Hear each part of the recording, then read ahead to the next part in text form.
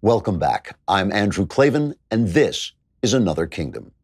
Be sure to head over to dailywire.com and become a subscriber to get early access to our episodes ad-free. In our last episode, Austin temporarily eluded Orosgo's thugs by returning to the heart of Curtin's maze in Edgemont. There, at last, he confronted Curtin's dragon and destroyed it, breaking out of the maze.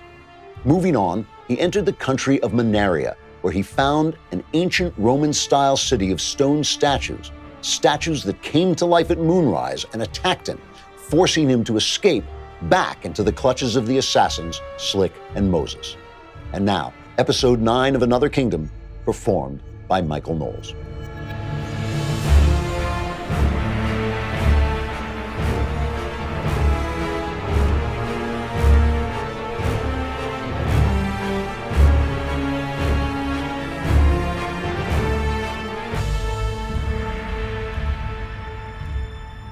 I turned and stepped through the veil of transition back into Orosgo's mansion. I knew I was only delaying the moment when the Manarian guards washed over me and cut me to pieces. But at least delaying the moment delayed the moment, if you see what I mean.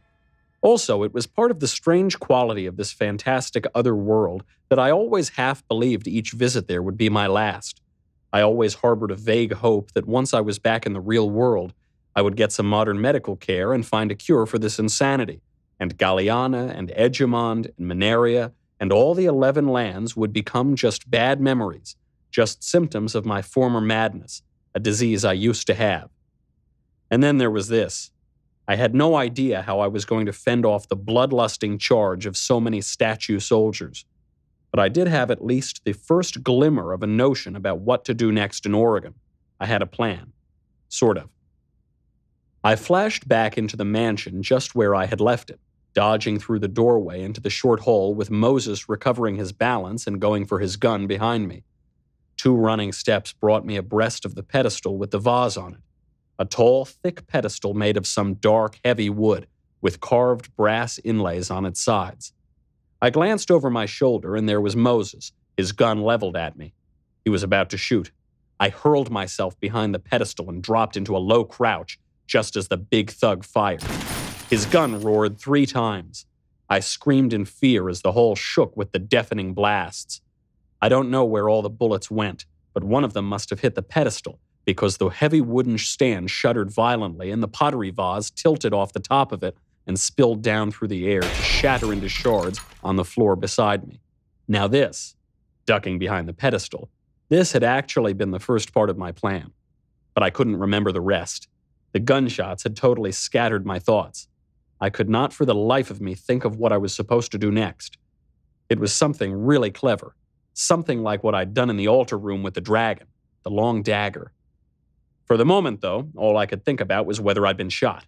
I was frantically examining my body, searching for blood and wounds. There were none. Then it was too late. Moses charged into view. His gun was pointed straight at me where I crouched, cowering against the wall. He could have killed me right then and there, but he didn't. He just looked down at me and shook his head as if I were a pathetic fool, which I guess I was. "Get on your feet, asshole," he said. A second later, Slick was there beside him. He'd come running at the sound of trouble. He had his own gun drawn in one hand and my backpack dangling from his other. When he saw me crouched against the wall, surrounded by pottery shards, he bared his teeth in a grin of raw anger. He tossed the backpack to the floor but held onto his gun. Stepping forward, he reached down and grabbed the front of my sweatshirt in his fist. "You heard the man. Get up, punk." Suddenly, I remembered the rest of my plan. Furious, Slick hauled me out of my crouch. And as I went up, I seized hold of a sharp wedge of broken pottery. I grabbed the back of Slick's head with one hand and jammed the shard into his eye. That was it. That was my plan. Well, originally I was going to knock the vase off the pedestal myself and then hide the shard until I could use it as a weapon, the way I'd hid the long dagger in the cellar of Horror Mansion.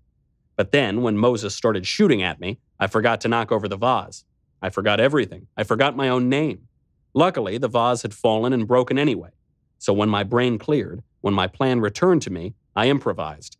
I grabbed the shard and used it on the spot. You wouldn't have thought a tough guy like Slick would scream like he did, That wild, high-pitched, squealing scream like a wounded rabbit. But the blow had struck him dead on, and the point of the shard had caused his eye to explode in a burst of jelly. It was ugly to see, and must have been even uglier if you were on the receiving end of it. Anyway, Slick squealed and reeled and dropped his gun and clutched his face with both hands, and the gun fell onto the hallway runner, and Moses was turning to look at his partner in round-eyed horror, and I swept Slick's gun up off the floor, and Moses saw me do it and turned and tightened his finger on the trigger, and I shot him. Bang, bang, bang, 3 times, the gun jolting in my fist. He was a giant of a man, Moses was, a big target. I didn't get a chance to aim, and I wasn't exactly a sharpshooter anyway, but I hit him eventually. The first bullet went into the wall behind him, scattering plaster. The second bullet made his jacket flutter as a black hole appeared in his shoulder. His hand flew wide and his gun flew out of it. He staggered back against the wall. The third bullet hit him smack in the center of the chest. He looked surprised, and then he looked dead. He slid down to sit on the floor, staring at me, slack-jawed, empty-eyed. I was already on the move. Still gripping the gun, I grabbed my backpack. Frantic, I ran back toward the door, back toward the second-floor gallery. All I wanted was to get out of that house. But the second I stepped across the threshold, I heard shouting from the floor below. I cursed. I had forgotten about the other guards down there, still searching for me.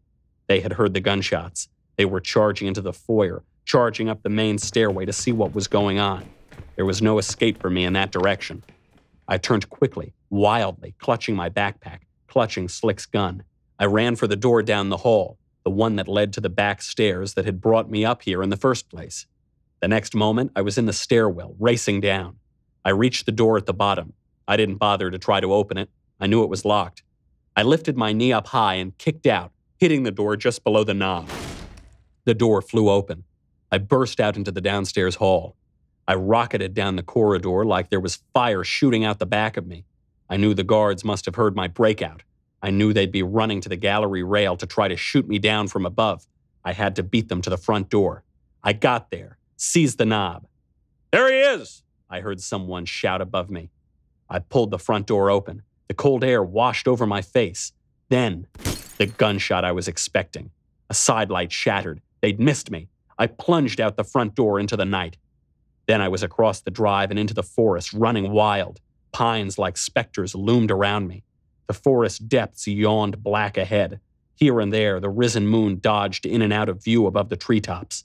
It made the white bark of quivering aspen glow in the shadows.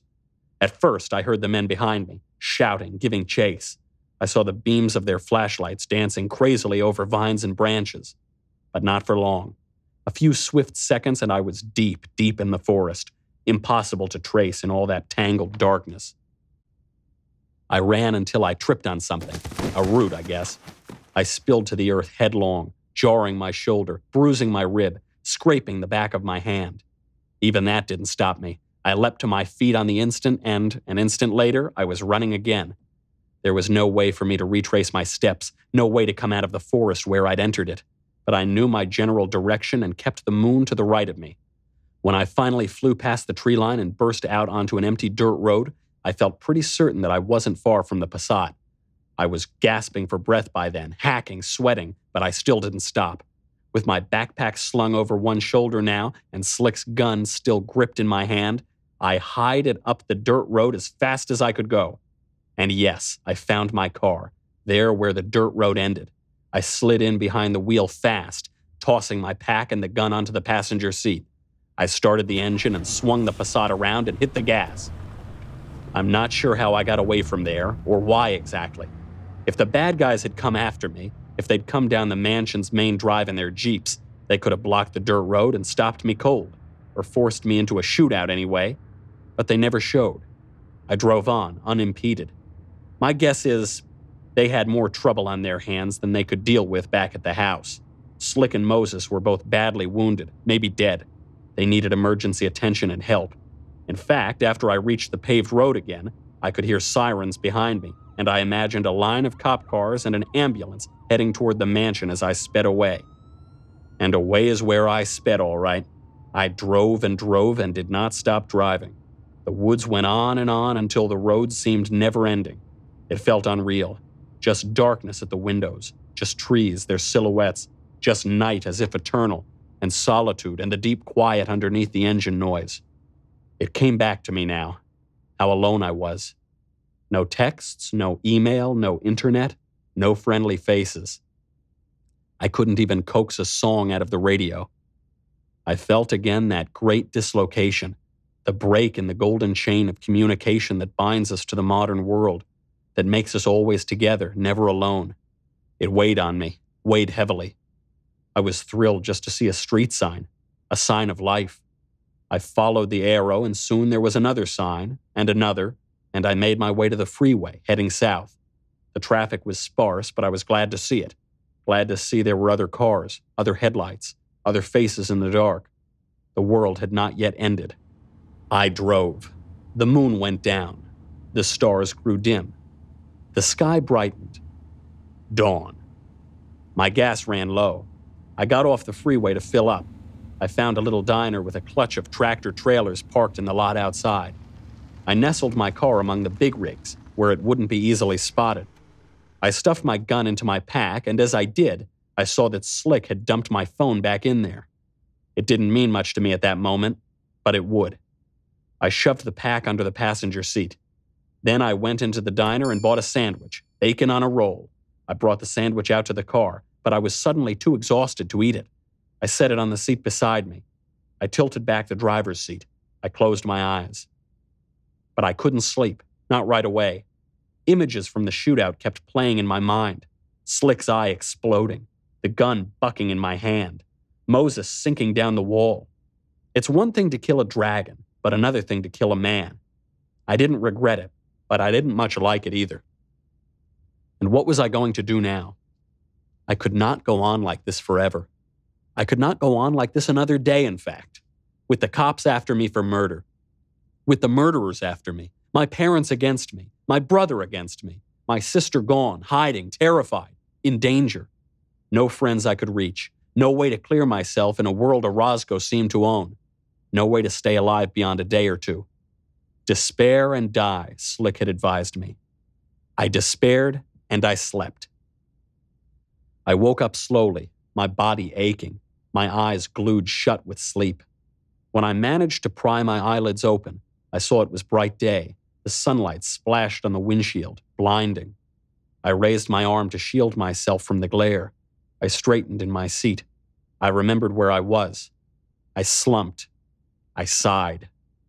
I sat in the car and ate my cold bacon sandwich, chewing morosely, tasting nothing. Slowly, though, as I ate, my sense of my situation began to coalesce. Clues started coming together in my brain. Answers to my questions began to suggest themselves. By the time I swallowed the final bit of bacon, I had an idea. I wrestled my backpack out from under the seat beside me. I unzipped it and rooted inside until I found the phone. I looked in the call history, and sure enough, there it was, the number Slick had dialed when we were in the banquet hall. I pressed the redial button and held the phone to my ear. I listened to it ringing, once, twice, a third time. My stomach fluttered. Then, a click and a voice. That voice I had never forgotten, slick and smooth and ancient as a snake's, with a vague and vaguely romantic accent. "Mr. Lively," he said. His tone was flat and murderous. And I answered him. "Call off your dogs, Orosgo. We need to talk." At the edge of a cliff overlooking the sea stood a palace of stone and glass. Magnificent. It spread across my windshield as my car emerged from the trees. I approached it over a long and level drive. To the left and right of me stretched a green and treeless meadow. You could trace the ocean wind as it passed over its grasses. It seemed like the moving hand of an invisible god. The meadow ended suddenly at an arching edge of whitish stone. Beyond that was the water, still and calm and dark under a drifting morning mist. I had prepared for this encounter as well as I could. I had driven all day from Oregon to Santa Barbara and then spent the next day in a small motel on a side road just outside of town. Once again, I had sat at the motel's public computer. I had worked through searches until I found what I needed to know. I had gone into the city and bought some fresh clothes on State Street. Tan slacks, gray polo shirt, and blue sports jacket. I didn't want to take this meeting dressed like a kid in a sweatshirt and jeans. The whole time I was preparing, I was watchful but more or less relaxed. I knew there was a chance Orozco's thugs would come after me, or the police would come after me, or Orozco's thugs who were the police, or vice versa. But I didn't think they would. The old billionaire and I had made a truce on the phone, and I believed he wanted this meeting, wanted to hear what I had to say. That night, when I watched the TV news, there was no mention of me, no mention of the melee in Oregon or of billiard ball, none of it. I expected as much. Finally, the next morning, I set out for the address he'd given me. I'm pretty sure I was followed during the entire drive. The same 3 cars kept trading places in my rearview mirror. One of them was a California Highway Patrol cruiser. They kept their distance, but they never let me out of their sight. I tried not to let it bother me. We all knew where I was heading anyway. I got off the freeway at the community of horse farms and estates known as Hope Ranch. I wound down a long country road under a canopy of autumn oaks. At the end of the road, I turned up a hill and climbed through residential streets until I reached a manicured hedgerow that didn't quite hide the stone wall behind it. There was a gate there and a gatehouse. 2 armed guards stepped from the little cabin and a 3rd stayed inside, watching through the big window. One guard approached my car and asked me to step out. He was smiling in that friendly fascist smile in California. I guess the sunshine makes our fascists mellow. When I was standing beside the car, he patted me down, looking for a weapon. The other guard climbed into the Passat and searched in the glove compartment and beneath the seats, front and back. Then he popped the trunk and searched in there. I had left Slick's gun in my backpack in the motel, so there was nothing to find. At last, the first guard nodded to his pal in the guardhouse. The gate swung open, its motor grinding. I drove onto the property, through a stand of trees, then out into the meadow. I reached the house and parked next to the other cars already sitting at the edge of an enormous cul-de-sac, under a low concrete balustrade. Riley's dented little Passat looked ridiculous between a classic Rolls and a brand new Tesla. There was a Lamborghini nearby, too. It looked like an orange rocket ship. The half-acre in front of the house was elegant and beautiful, a walking maze of low bushes with a fountain burbling at the center, vines with red and purple flowers climbing over the surrounding balustrades, a graceful front path to a graceful front stairway flanked by marble cherubim. This was the 3rd of Orozco's mind-bogglingly elaborate estates I had been to, if you counted the mansion in the woods and the one at the top of the Beverly Hills. I wondered how many he had in how many cities and how many countries, all told. And while I'm describing the landscape, I guess I should mention the gunmen.